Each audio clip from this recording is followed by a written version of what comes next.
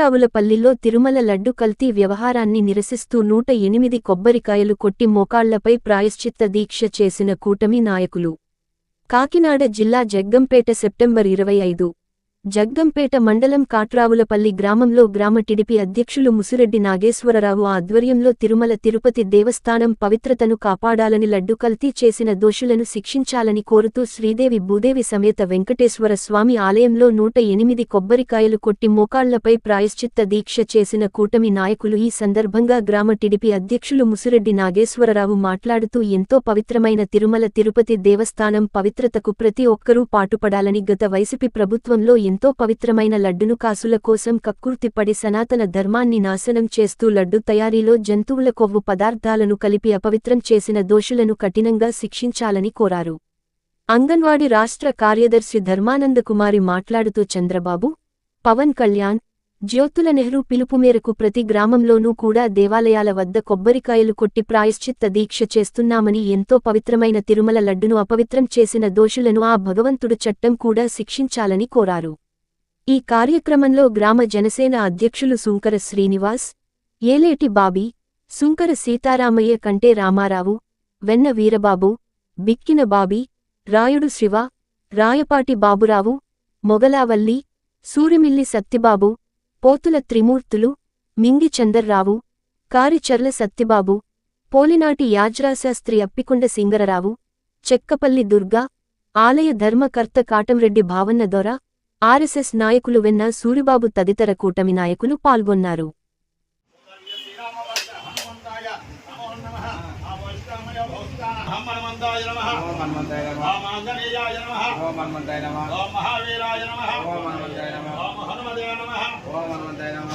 నాలుగు రోజులుగా మన తిరుమల తిరుపతి దేవస్థానంలో జరిగినటువంటి లడ్డు ప్రసాదంలో మరి జంతువుల యొక్క కొవ్వును వాడుతున్నారని సిట్ అధికారులు అందరూ కూడా తెలియజేయడం జరిగింది.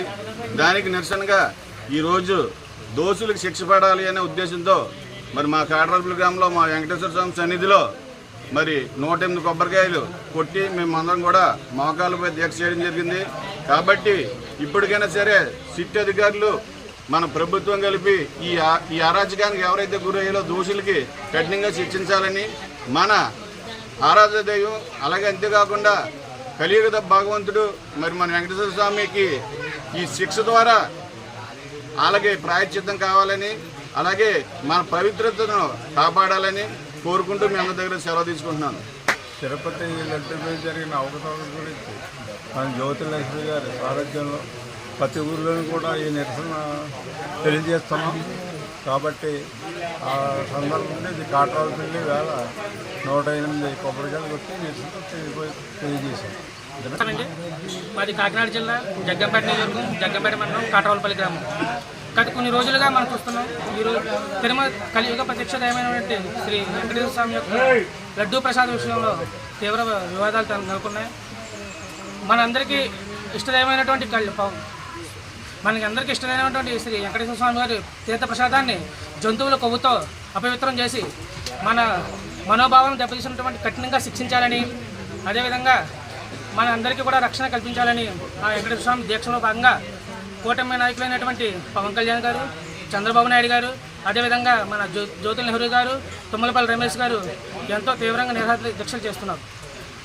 ఆ కార్యక్రమంలో భాగంగా మా కాట్రావులపల్లి గ్రామంలో కూటమి నాయకుల ఆధ్వర్యంలో నాగేశ్వరరావు గారు, అలాగే ఇతర పెద్దల ఆధ్వర్యంలో ఈ రోజున మేము మా యొక్క గ్రామంలో వెంకటేశ్వర ఆలయంలో తీవ్రమైనటువంటి నిరసన చేసి మోకాళ్ళపై దీక్ష చేసి మీ అందరం కూడా ఈ దేవస్థానం మీద మరి లడ్డు అంటే ప్రసాదం అందరికీ ఎంతో ప్రీతికరం.